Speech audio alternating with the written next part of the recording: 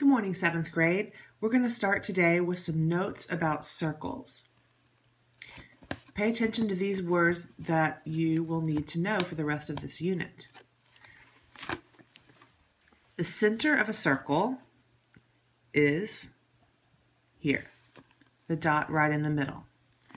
The radius of a circle starts at the dot in the middle, at the center, and goes all the way out to the side of the circle. This is the radius. The diameter of a circle goes through the center of the circle all the way across. The circumference of a circle goes all the way around the circle. It's the distance around the circle, all the way around. And the area of a circle is about how much space the circle takes up, all the space inside the circle. That is the area of the circle. So now I'd like you to take your whiteboards, and I just want to make sure everybody understands all these words. And let's do these exercises. Please draw a circle with radius equal to 3.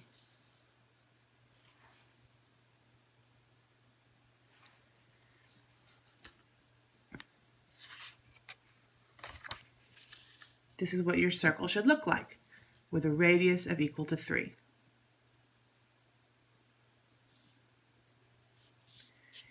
Next, draw a circle with a diameter equal to 10.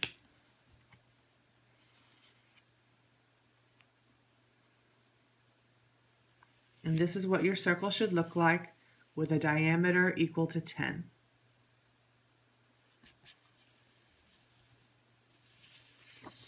Next, draw your circle with a circumference equal to 30.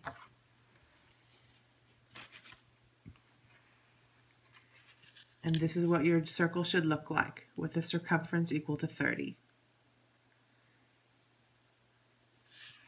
And last, draw a circle with the area equal to 4.34.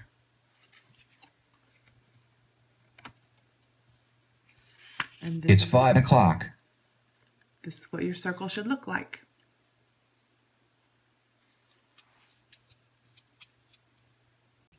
Next, we're going to do some calculations with the formulas that we have for information about circles.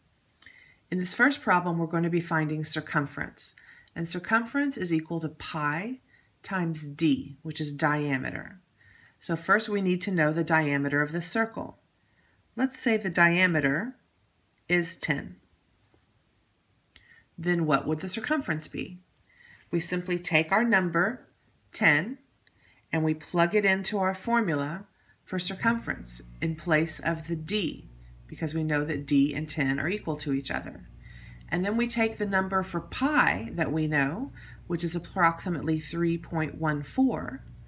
So since pi is approximately 3.14, and we know that the diameter is 10, then we can plug those numbers into this equation and solve it.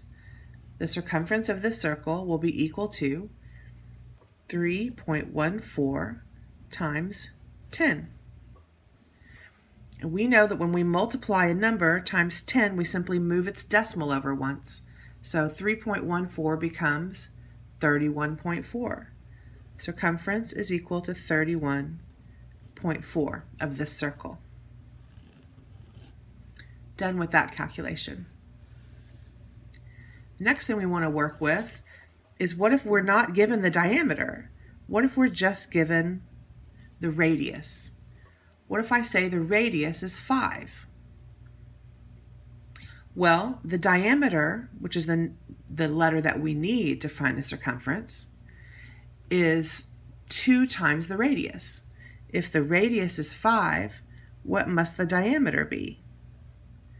Well, if the diameter is twice the radius, then the diameter must be 10 here. So once again, we have a diameter of 10. Our circumference is equal to 3.14 times 10, which is 31.4. 3.4. The next calculation that we need to make is to find the area of a circle.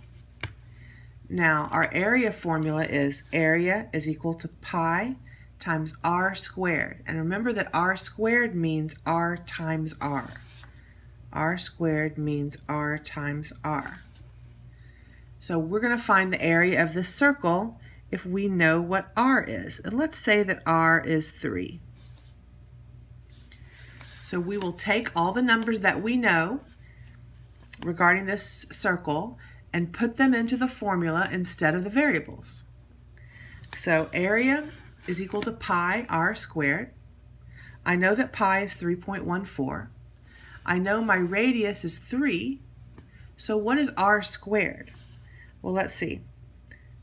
Area is going to be equal to 3.14 times 3 squared, because 3 is my radius. 3 squared, 3 times 3 is 9. So 3 squared equals 9. So area equals 3.14 times 9. Now I just need to multiply 3.14 times 9. 9 times 4 is 36. 9 times 1 is 9. Plus 3, 12. 9 times 3, 27. Plus 1, 28. 2 decimals in my problem, 2 decimals in my answer.